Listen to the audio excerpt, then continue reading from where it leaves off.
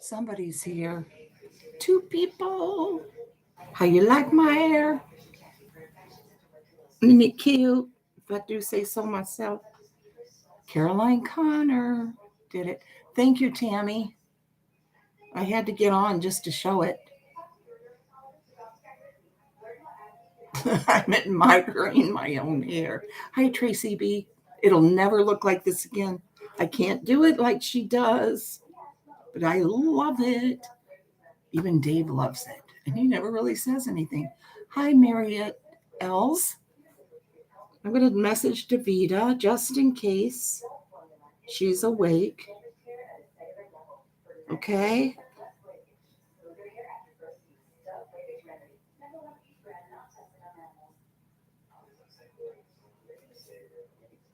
Thank you, Tracy. I'm ready to get started. Hi, everyone. Anyone that might watch in a replay or listen, thank you for coming. I'm going to read some haunted stories. I know I won't have many here because all the Ramblers, a lot of them are in a movie now. Tracy, it was, what was it called?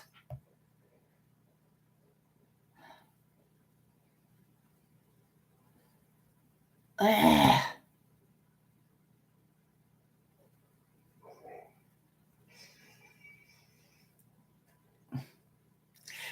don't know. We'll have to ask her. My Aunt Nini or something like that. Thank you, Julie. Isn't it nice? It's burgundy. It's already kind of falling, but she said I have body in the back of my hair, but it doesn't do me any good up here. But I've always known I have waves back here. My aunt my aunt my aunt Bobo, my aunt Nini, my aunt something. So I'm going to get started though. We'll find out from her. I would love for her to come on and read it actually.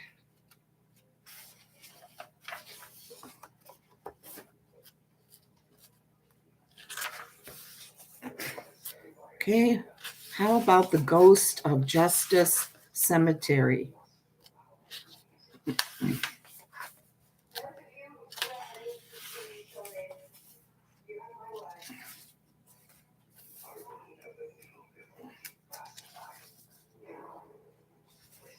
Dave's supposed to have the light, the TV down, but it's not going down.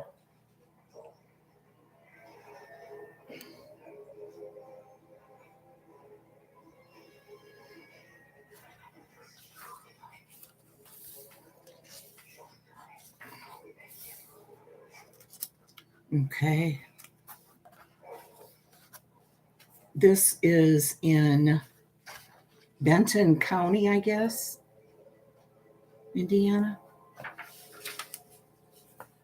The Ghost of Justice Cemetery. Hi, Tina Bina. Thank you for coming. Justice is spelled Justus. The clouds scurried across the night sky, at times hiding the pale moonlight. It was a windy, chilly, rainy night, not a good night for man or beast to venture out, a perfect night for ghosts. It was the era of the steam engine, and a train traveling on the Chicago and Eastern Illinois Railroad stopped at the Oxford, Indiana Water Tower, located within view of the Justice Cemetery. As the crew members began taking on water above the whine of the wind. Can you guys? Hi, Davida. Okay, I'm so glad you're here. I messaged you. Did you get the message? Let me see if he can turn that down more.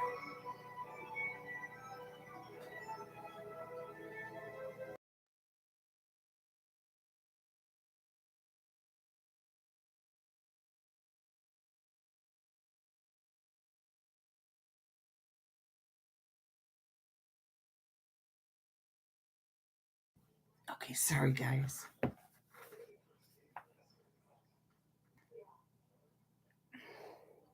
As the crew members began taking on water above the whine of the wind, they heard distinctly a mournful moaning. Passengers, hearing the sound, strained their eyes in the darkness, trying to learn from where and what this sound was coming. Suddenly, a figure in white was seen floating from the cemetery through the air toward the idle train. Its moans could be heard above the wind. The crew members and passengers, thank you, watched, frozen with fright. Women began screaming. The crew members worked frantically to complete the task of taking on water. Suddenly, without warning, the specter retreated back to the cemetery, plunging headlong. Thank you, Steph. Plunging headlong into an open grave. The crew members were understandably frightened. Some even asked for transfers to daylight trains, or better still, to any other train that did not have to pass through Oxford and the Justice Cemetery. Once again, a few nights later, the train made its customary and needed stop at the Oxford Water Tower. The crew had completed the task when the ghost appeared. The train began to get up ahead of steam, but was unable to move for several minutes, its wheels spinning on the track. The crew members became nearly hysterical when suddenly, with a jerk, the train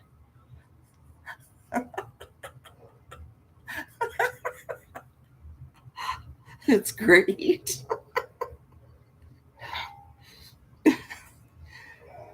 Um,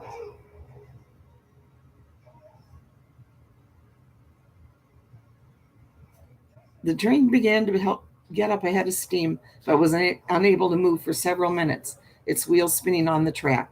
The crew members became nearly hysterical when suddenly, with a jerk, the train began to roll free from whatever horror had held it tight in its grasp. Fear and panic consumed the crew, and with open defiance, the train's crew refused to take the train into Oxford on its next run.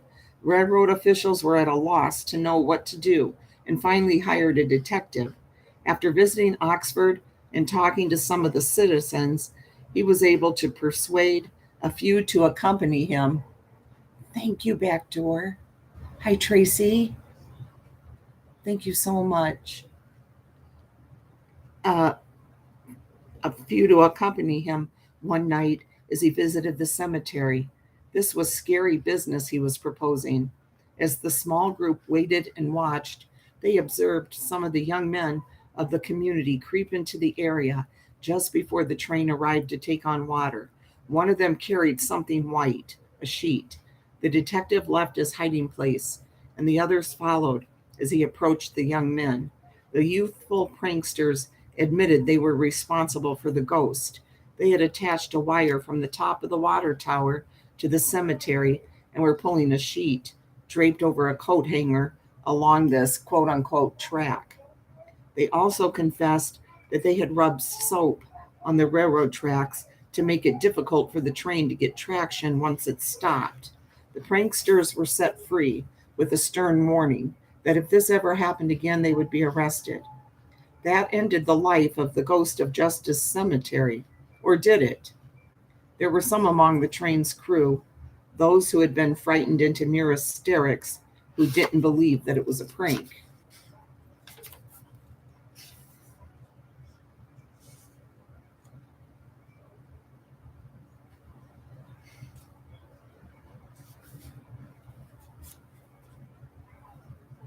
I'm kind of skipping where they're giving like a brief history of each town.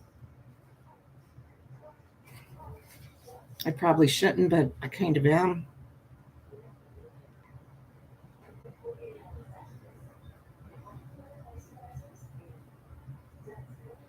Um, this one is in Elkhart County. Let's see how many.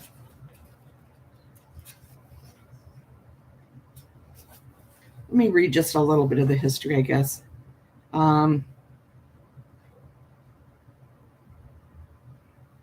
Elkhart City boasts a rich musical history.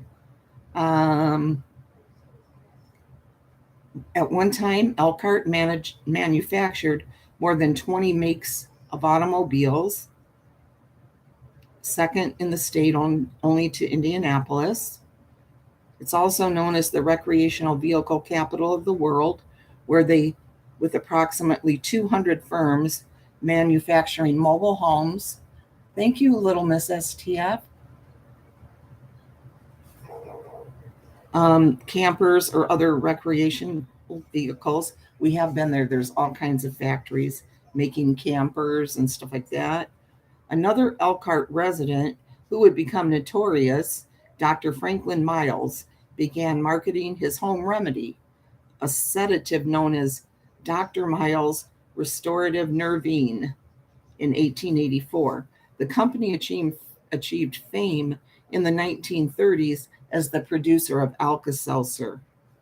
Several years later, one-a-day vitamins and SOS steel wool pads were added to its product line.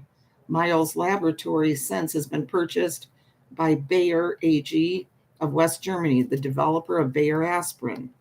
The billion-dollar high-tech Miles Laboratory headquarters are still located in Elkhart.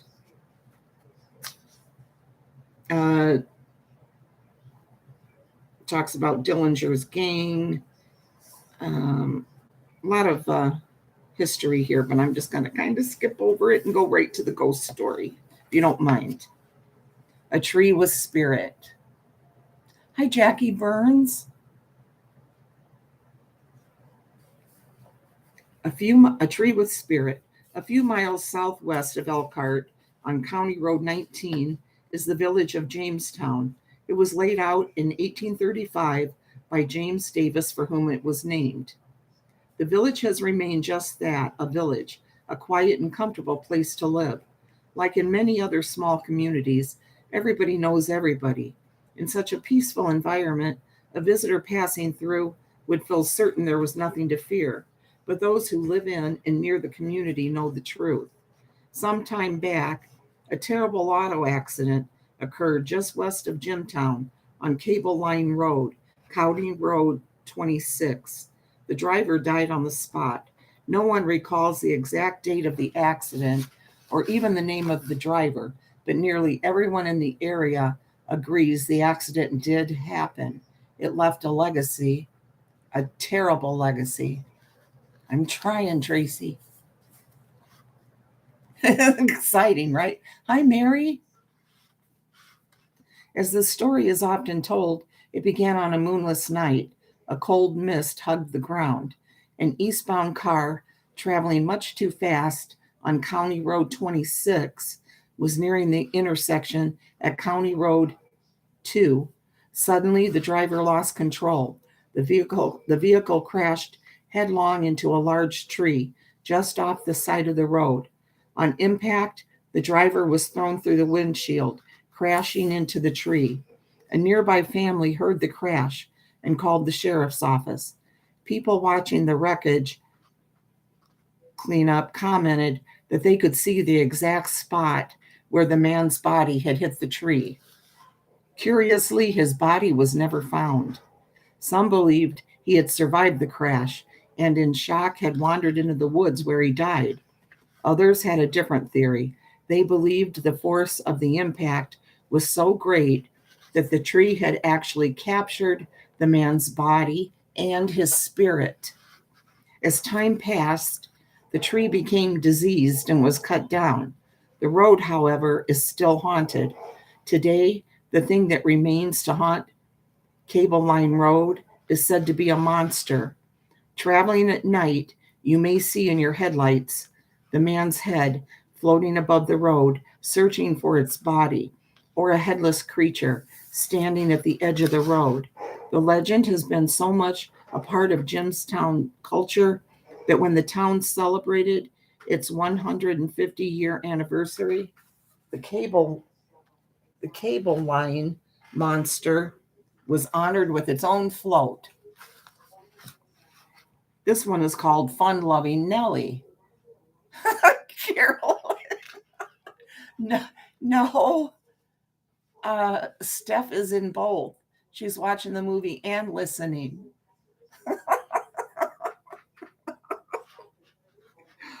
They love my hair. I had to show it, you know. It's already flattening. Hi, Leslie. Glad you're here. Oh, stop, Carolyn. No, you're not. Stop. A lively and fashionable young woman devoted to her family and husband, Nellie Knickerbocker, daughter of Mr. and Mrs. Charles Winchester, was said to be the subject of more talk than anyone who ever lived in Elkhart. Hi, Lark. Lark, you're supposed to be in the movie.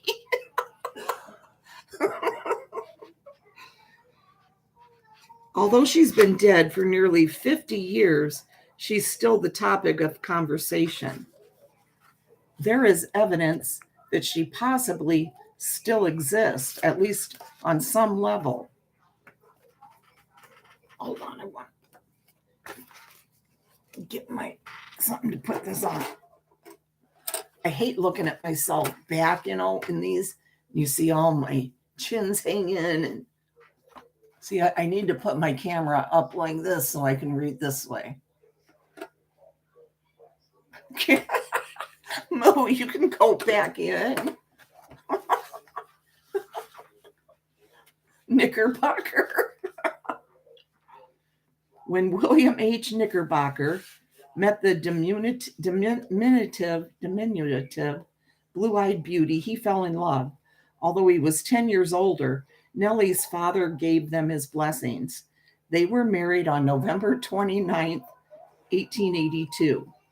Charles Winchester built a mansion at 517 South 2nd Street, where the Winchesters and Knickerbockers lived together. I did, yes, Color and a Cut by Caroline Connor, one of the Ramblers. She's the one that found the squirrel for Carolyn. At the time, it was considered one of the best built homes in the city. Air spaces between the inner and outer walls acted as insulation against outside noises. The couple hosted many lavish parties with Nellie, a talented pianist, entertaining the guest. She was a very modern and independent young lady. The petite Nellie was often seen driving her 1914 electric Milburn around town. Thank you, Tracy. For Nellie, however, it wasn't all parties, music, and driving about town. There were times of sadness and desolate loneliness. Nellie and William had one son, Howard, who died in infancy. Shortly after, she lost her father, and then her mother passed away. Ultimately, Nellie was left completely alone when her husband passed away 4 years later. It's a flying squirrel. Tiny little flying squirrel, little miss. Okay, Carol.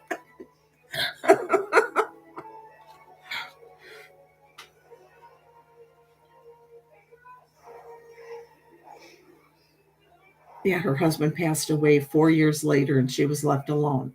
During the years before her own death, she became a reclusive eccentric. She no longer drove her beloved Milburn. Her chauffeur would drive her to the Hotel Elkhart, where she'd have her meals. She was known to the staff for her generous tips. As the years passed, she adopted what some called a fetish about cemeteries. She spent a great deal of time at Grace Lawn Cemetery, tending the family plot. She became obsessed with her own burial arrangements. She wanted to make sure her coffin was as good as her parents' and husband's. Afraid her surviving relatives, her husband's nieces, would slight her in death and bury her in a cheap coffin, She purchased a seamless, solid copper casket and stored it in her dining room. Ew. Yeah, a fetish, little miss. That's what it says about cemeteries. Stories about the coffin began circulating around Elkhart. It was said Nellie actually slept. Ooh, this is giving me the creeps. Or at least rested in it to be certain that she would be comfortable during her eternal rest. Although this was a popular belief, no one knew for certain. In 1944, the house was sold to a couple from Goshen with the understanding that Nellie could remain there until her death. No, you did not, little miss. Really? In 1947, Nellie died alone. Her house attendant found her sitting in a chair. Again, the rumor circulated. Some believed she was found lying inside the coffin, waiting for the undertaker. Private services were attended. Oh, okay. All right, little miss.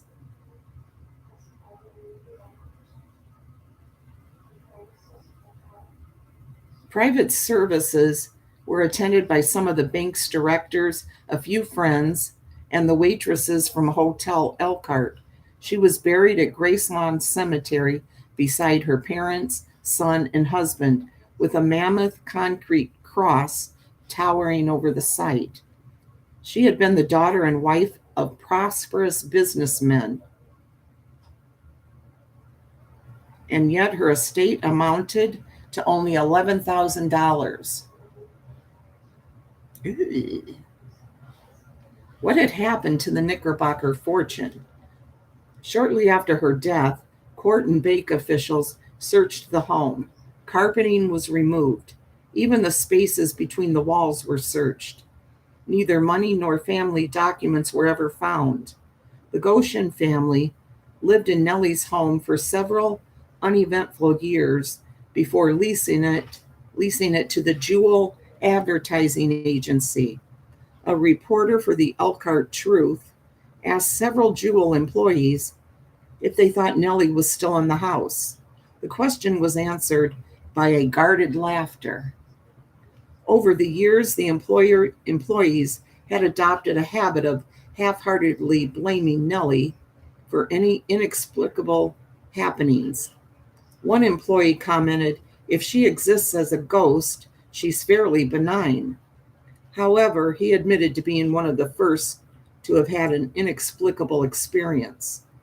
He was taking some friends through the mansion when the back of the grandfather clock fell out. No one had been near it, nor had there been a sonic boom, earth-moving equipment in use, or a tremor. Of course, Nellie got the blame. No, Elkhart, Elkhart. Another strange happening occurred in a room that was being used to store magazines.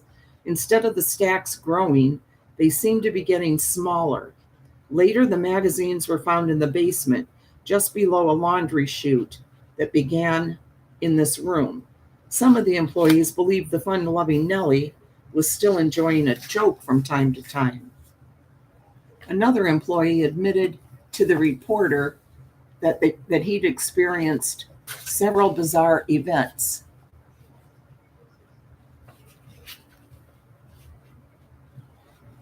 Oh, okay. The most bizarre of these happened during the Christmas season. He was walking past the office's Christmas tree when suddenly it toppled over and fell on him. Again, no one had been around the tree, and there was no explanation other than Nellie. In another of the man's stories, he was by himself, working after hours in the conference room, when all of a sudden, a gust of wind scattered the papers he was working on. He wouldn't have thought anything of it if the windows and doors hadn't been shut. Cheers, Leslie. The employees also told of recurring strange experiences with a storage closet door. The door was secured by a latch that required a firm tug to open.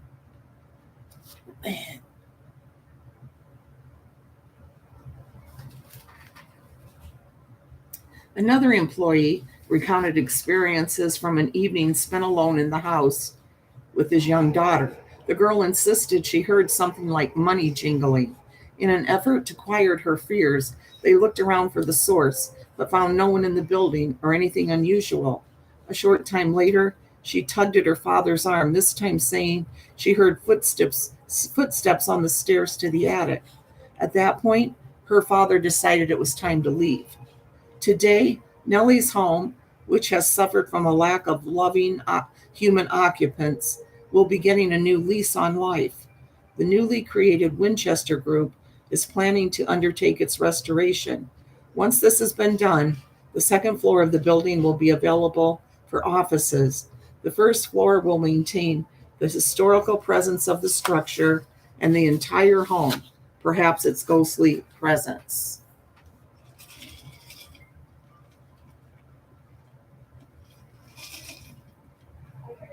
Gotta take my water.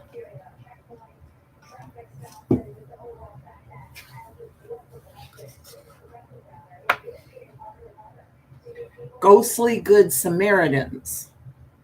In 1984, the Elkhart Truth retold a story of two women who were driving alone on a road at night. They were just north of South Bend, but below the Michigan state line. They'd lost their way and didn't even know what road they were on. As they came to a hill, the car stalled. They tried and tried to get the motor to turn over, but with no success. There wasn't a house in sight. In fact, there weren't any lights anywhere. A sense of isolation and fear came over the women. As they sat there trying to decide what to do, two strangers appeared. Cautiously, the driver rolled her window down, just enough to ask if the two men could help them. Thank you, Leslie. They nodded and began pushing the car slowly up the hill. As it reached the peak, it began rolling quickly down the other side. Once sufficient speed was reached, the driver was able to get the engine to turn over. The women were so grateful they turned the car around to go back and thank the Good Samaritans. When they returned to the spot where the car had died, no one was around. Both of the women got out of the car and began calling out, hoping the men would hear them and return to receive their grateful thanks. No one answered. There was only silence in the night. As the women turned to go back to their car, they stood in amazement.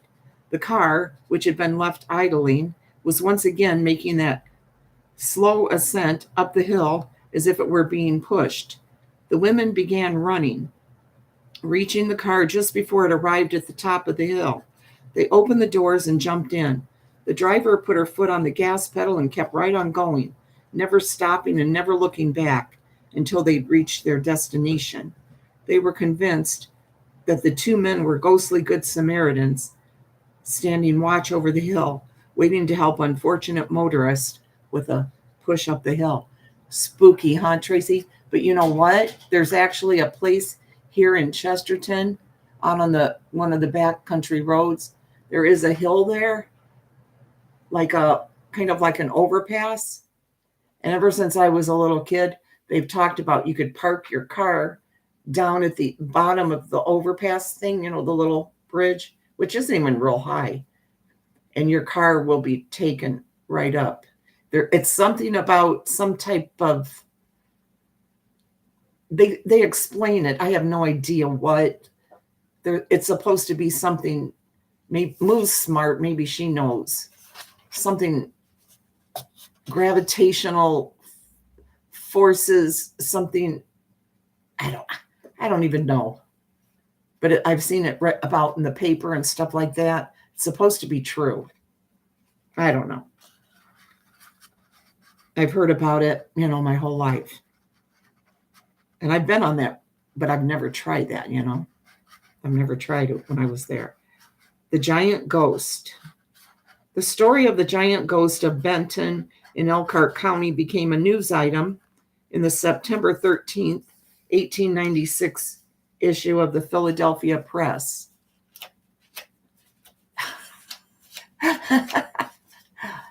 No, we were older when we got together.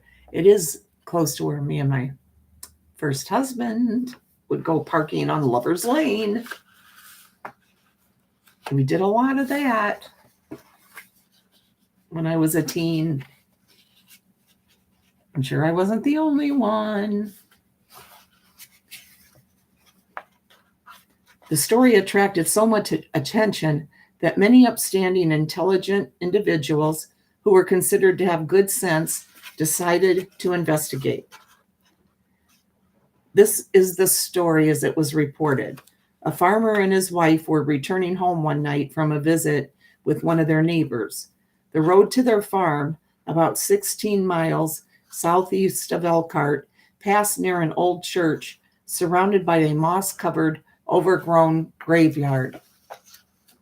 Yes, I have some books that I ordered that are going to be coming from different states. California, New Jersey, Florida. California, New Jersey, Florida.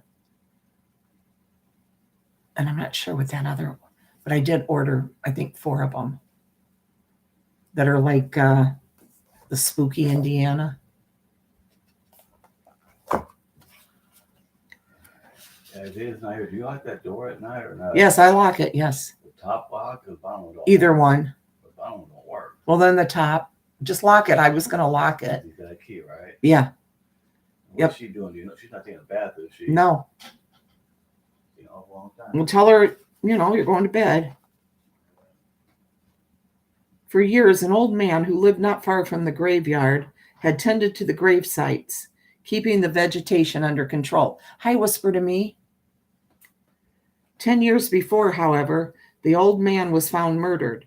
He had been beaten to death by a large club, which was found beside his cold body. The motive for this dastardly deed was the rumored hoard of gold he supposedly had hidden. The crime was never solved. The old man was buried in the graveyard where he'd spent so much of his time.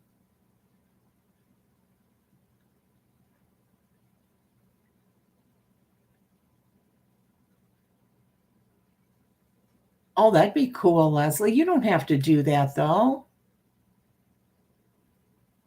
I can order it. I almost ordered one from New York.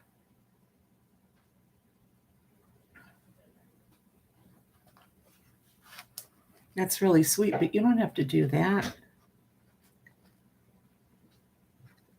Sadly, after his death, no one continued to maintain the hallowed ground and final resting places of the county's pioneer families. This particular night, as the farmer and his wife neared the graveyard, the horses reared back on their haunches, eyes bulging, ears flicking as they snorted in terror. The farmer was alarmed and suspected the horses had gotten... Good night. I'm going to bed soon, too. I'm not. Good night. Good night. Love you. Love you too. Good night, guys. The farmer was alarmed and suspected the horses had gotten the scent of highwaymen hiding in the shadows. He reached for a shotgun laying in the bottom of the wagon for just such an emergency. His wife screamed. She pointed straight ahead, grabbing his arm speechlessly. Blocking their way, standing in the road just beside the old graveyard, was an apparition of a man with a long white beard sweeping over his chest. The man had to be no less than 8 feet tall. In one of his hands, he carried a large club, similar to the one that had been used 10 years earlier to kill the old cemetery caretaker. Slowly raising his free arm, the ghost bowed and with a majestic sweep of his arm, beckoned the farmer to come ahead. The farmer struggled to restrain the panicked horses while his wife sat beside him, dumbstruck and frozen with fear. The farmer, still struggling with his team, 35 minutes. Okay, I'm just checking the time. Watched in apprehension and mounting fear as the ghostly figure slowly began to move toward the wagon. The large club was now raised to its shoulder, much as a soldier would carry his rifle. The farmer saw that the fearsome figure moved without touching the ground, just floating above the road. Aw. Thanks, Steph. She is my sweet granddaughter, one of my grandkids. Whirling his team around, the farmer lashed the horse. What do you mean you miss your daughter? She's alive, right? She didn't pass, right?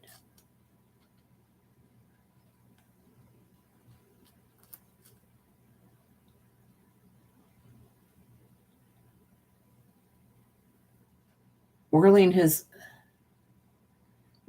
team around, the farmer lashed the horses into a run, racing back toward the house of the friend he had just left.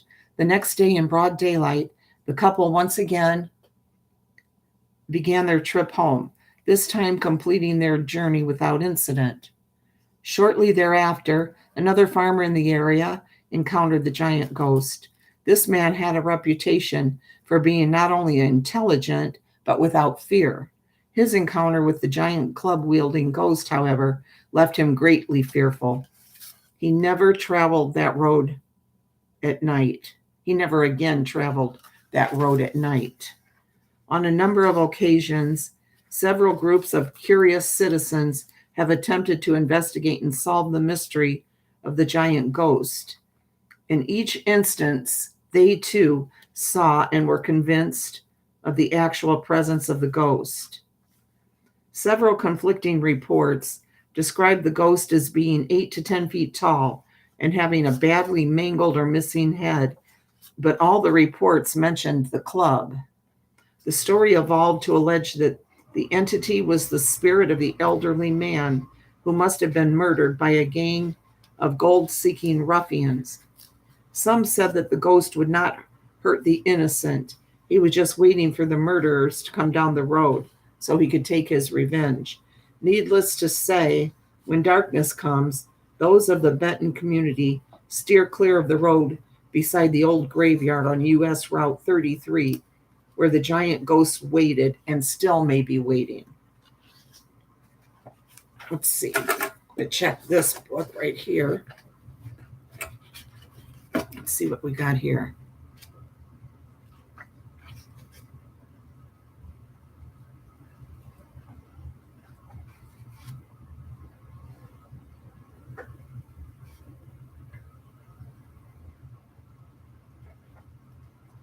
Ooh, Lover's Lane. Let's go with Terror on Lover's Lane. Since you just brought that up. Tracy. Thanks, Whisper to Me. Oh, Dave and I would love to go to some of those castles, Leslie.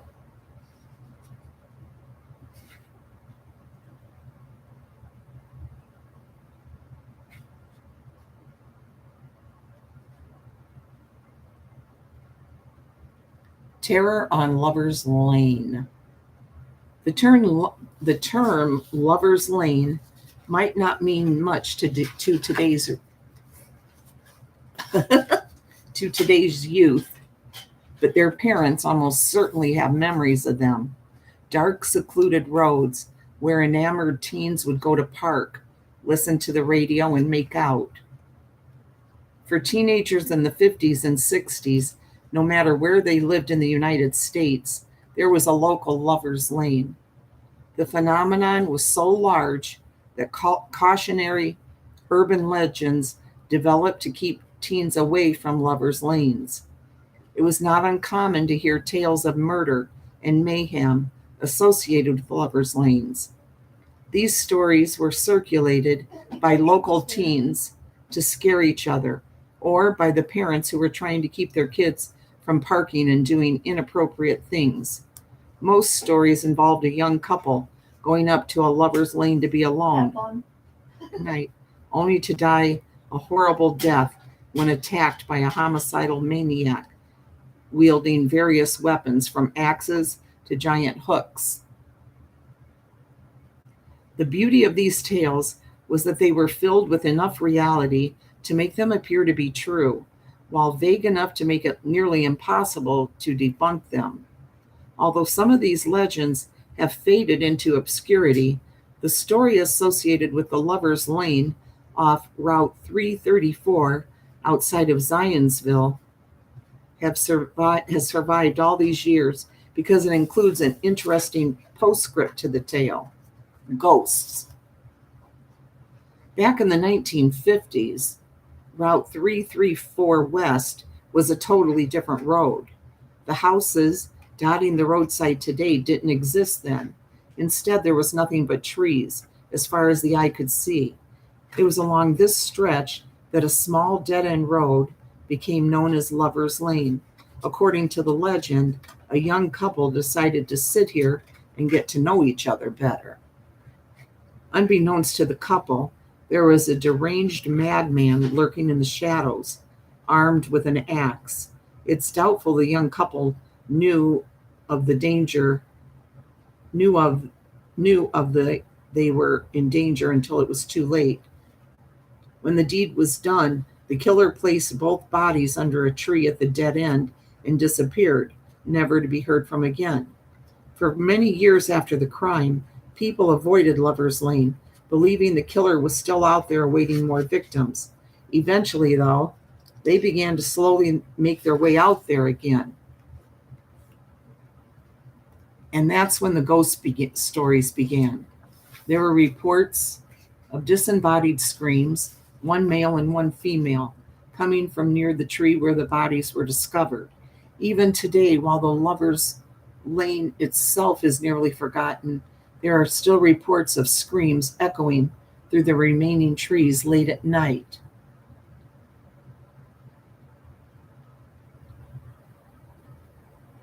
Oh, okay, Nana Patty. Okay, enjoy the movie. Hugs.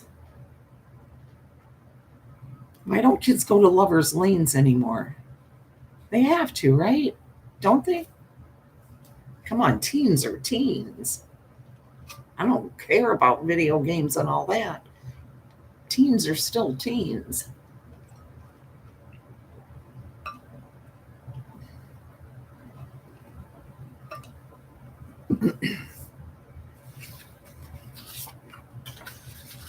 Now known as, okay, this one's called Amy's Last Swim.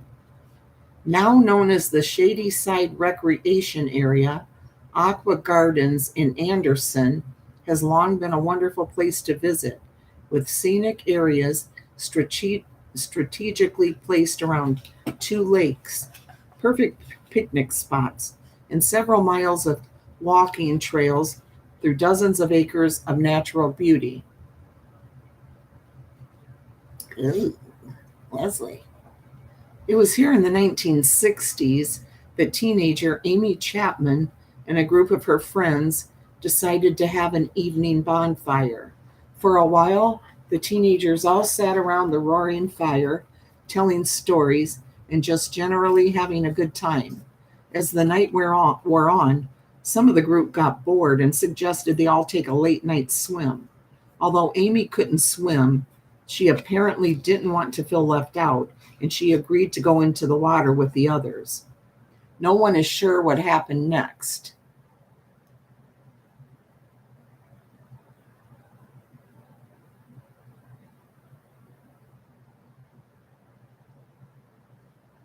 Okay, Nana Patty. I know Moo is here. I don't know if she's reading chat.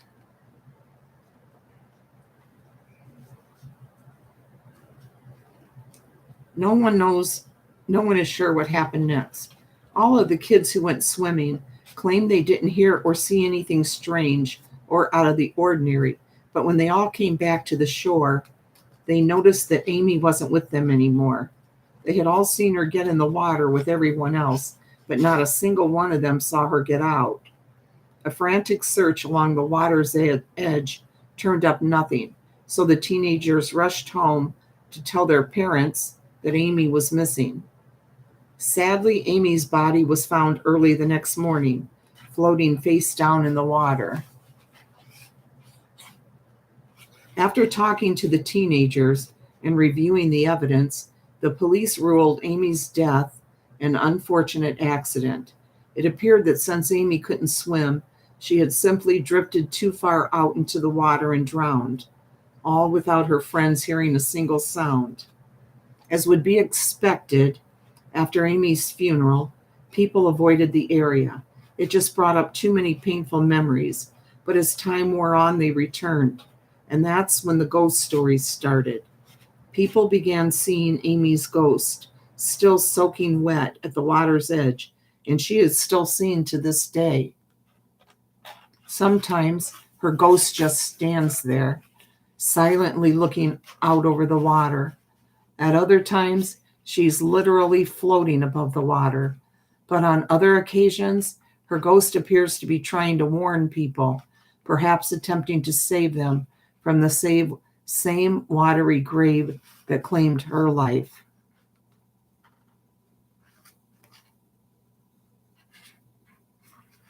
Caution, werewolf crossing ahead. So, you've been searching for ghosts for years now, and you've become somewhat jaded. You're still into the paranormal, but you're looking for something a little bit different than the standard bump in the night ghost story. Well, if that's the case, wait for the next full moon and take a road trip out to rural Shelbyville, Indiana. There, just off of East Union Road, you will find Short Blue Road. That's a weird name, Short Blue Road. This is the road that will take you down into an area known locally as Werewolf Hollow, an area filled with all sorts of strange creatures and sights, and yes, even a werewolf.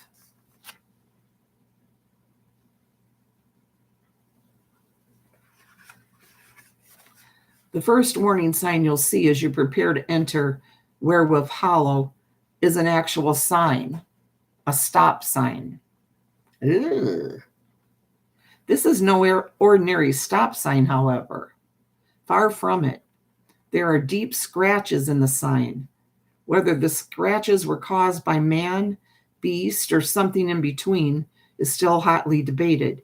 Either way, keep an eye on this sign as you pass by it. It is said to sometimes appear to be bleeding, yet another warning that you shouldn't press on. But if you do go on, keep a sharp eye out for the apparition of a man standing alongside the road. Excuse me. He too is warning you not to go into the hollow, especially at night. Legend has it that if you drive past him, he will try to stop you by banging on your car and even trying to scratch his way inside. As you reach the hollow, you will start to notice that the trees along each side of the road appear to come alive, stretching their branches out over the top of the road to create the surreal feeling that you are now driving in a tunnel. Eventually, you will see a small hill stretching out before you. It is said that near this spot, many years ago, a young boy wandered away from his family homestead under the light of a full moon. He was never seen or heard from again. Rumors soon spread through the area that the boy had been attacked and killed by a werewolf. Worse, the boy was now a werewolf himself and was roaming the countryside. Legend has it that on nights with a full moon, if you stop your car while facing the hill, you will see the shadowy outline of a young boy walking along the roadside near the top of the hill. Suddenly, the boy's shadow will become distorted, as if some sort of transformation is taking place. Without warning, the muted shape will dart across the top of the hill and disappear into the woods. At that point, don't be surprised if you start to hear howling and growling coming from all around your car. This is probably the best time to bid Werewolf Hollow farewell and leave post haste. Now that would be creepy if it was really like that. Would any of you go on that? Keep your windows up. Cool, Leslie. You'd go on it, Leslie? You'd do it on a full night? Tracy wouldn't. You would? Really, Leslie? I would too, but not alone. I couldn't do it alone. Ooh, now this one sounds creepy. Entombed in concrete. In the early 1900s, as railroad lines were being run across the area outside of Avon, Indiana, workers ran into a quandary. How would they get the tracks across White Lick Creek and the road that is now County Road 625? Yeah, not alone. No. We'll go together. Might be hard since you're across the pond, but the solution was obvious: build a bridge. So, around 1906, construction began on a massive concrete structure that would take the trains up and over the road and then the creek. During construction, hundreds of workers were hired to help with the project. The most strenuous task was pouring concrete to fill in the huge pillars upon which the tracks would be placed. The wet concrete would be poured from wooden platforms that were stretched across the pillars. One day, a worker standing on one of the platforms was preparing to pour the next batch of concrete into a partly filled pillar when he lost his balance. For a split second, it looked like he might be able to right himself, but then he fell, dropping straight down into the pillar. Ugh. The worker screamed out for help as he tried to stay afloat in the quicksand-like wet cement. His co-workers rushed to his aid, but were unable to reach him as he was down too far in the pillar. They could only stand by and watch helplessly as the man was slowly pulled down deeper and deeper. Finally, the man gave out one last choked scream and then disappeared below the surface of the concrete. Oh, gosh. That'd be horrible. What a way to go. Badly shaken, the site managers had to make a decision regarding the man's body. They felt they should exhume it, but to do that would mean breaking the pillar and wasting tons of concrete. Plus, they had a deadline to meet, and all the additional work would certainly put them way behind schedule. So the decision was made to leave the man's body where it was and carry on with the construction. The rest of the workers agreed, but the decision did not sit well with them. Some say that the decision didn't go over too well with the dead man either, and that if you're at the bridge at just the right time, you can hear his objections for yourself. For years now, people have heard all sorts of strange sounds coming from the concrete bridge. There are banging noises that sound like they're coming from inside the pillars, as if someone is trying desperately to get out. Most unsettling of all, however, are the disembodied screams that often echo through the area. Isn't that horrible? Oh, could you imagine? Just think about that. That poor man. Meet your fate like that? Falling into that Yeah, well, it would freak you out if it happened to you. You're there, you're going to die in it. This really did happen, Tracy. This really did happen. For real, when this bridge was being built.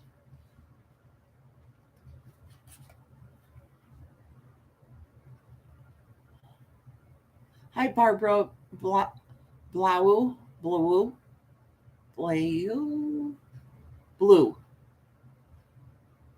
I like that last name. It's cute. Good morning to you. Oh, the noises? Yeah, the noises, right. Yes. Let's see, it's 4:08 my time. I'll read, it's almost an hour. I'll read just a little bit more because I have to get up early tomorrow. I'm going to go to a Schaumburg Mall in Illinois. It'll take an hour and 7 minutes, it said, to get there. We love that place. It's so much fun. My daughter wants to go early. So I got to get my butt up. Me and Lexi got to get up early. Let's see. This one is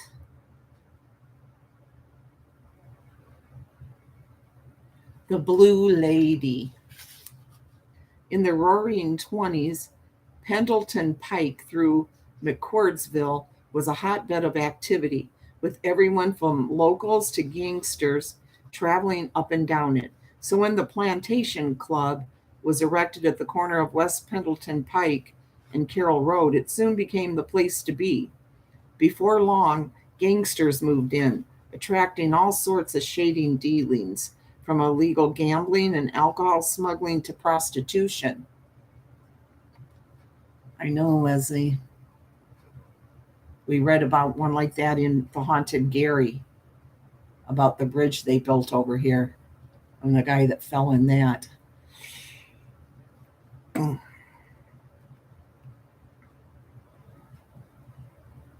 It was even said that John Dillinger himself would stop in from time to time to unwind when he was, quote unquote, between jobs. Despite, or maybe because of, all the illegal activity, the Plantation Club thrived and soon began to expand. The property grew to include almost 50 acres. Several small cabins were erected around a lake on the property so that the ladies of the evening who worked the club could entertain their clients away from the prying eyes of the general public. It was one of those cabins, it was at one of those cabins where the legend of the Blue Lady was born. According to the legend, one of the prostitutes who worked there was entertaining a client inside one of the cabins when something went wrong, dreadfully wrong. Exactly what happened is unknown, but when it was over, the young woman was dead. Word quickly spread among the other prostitutes that if they knew what was good for them, they would keep their mouths shut about the murder and just go back to business as usual. The murdered girl, or rather her ghost, had other ideas. Almost immediately after the woman's death, her ghost began making appearances in and around the cabin.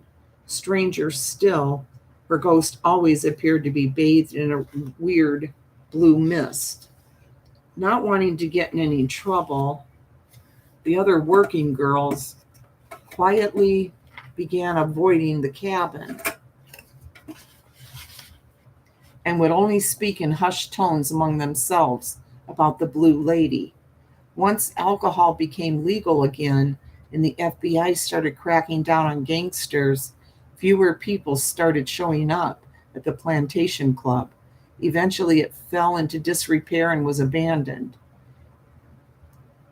In the 1960s, Chuck Nickerson saw opportunity in the property and purchased it, turning it into an events facility that could hold up to 35,000 people. Nickerson even had rides installed throughout the property and built a pavilion alongside the lake near the infamous Blue Lady cabin. Apparently, the Blue Lady approved of the pavilion because her ghost started to show up there, much to the chagrin, or in some cases, excitement of guests. In January 1988, Donnie, I guess that's a woman, Doni, and Michael Nickerson purchased the entire property with the intent of restoring it to the way it was during the days of the Plantation Club. After several major renovations, the property was once again open to the public, this time under the name Casinos. It would appear that restoring the property to the style of the Roaring '20s made the ghosts from that era feel right at home. That's because shortly after it reopened, Strange things began happening inside casinos. Doors opened and closed on their own.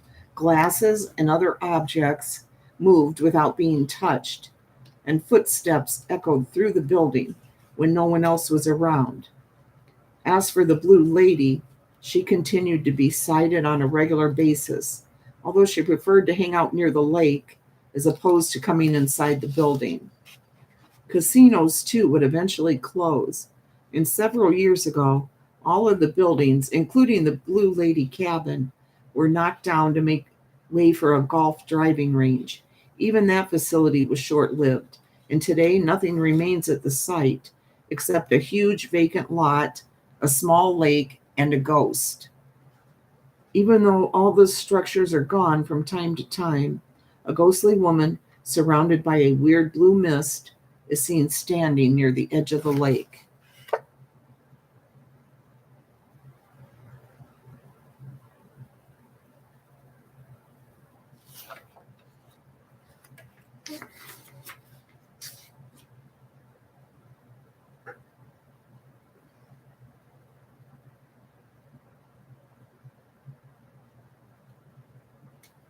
An hour now. I bet she did have a pretty dress, Tracy. Okay, I'm going to go. It's been 1 hour. I just wanted to read a few to you guys. And I can't wait to till those books show up that I ordered.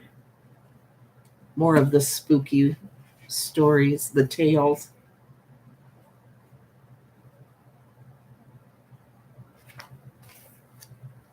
I have a bunch here that I'll read too, but I really enjoy the spooky books. They have some crazy stories in there. Right? Thank you. Thank you, Whisper to Me. Hi, Julie W. Thank you guys for coming and listening. And we'll talk to you guys later.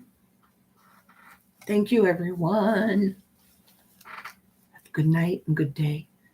Thank you, Julie. It was fun. I love reading to you guys. It's fun. Bye. Yeah, I'm going to look tomorrow. There's a bookstore there, too. We'll see what I can find.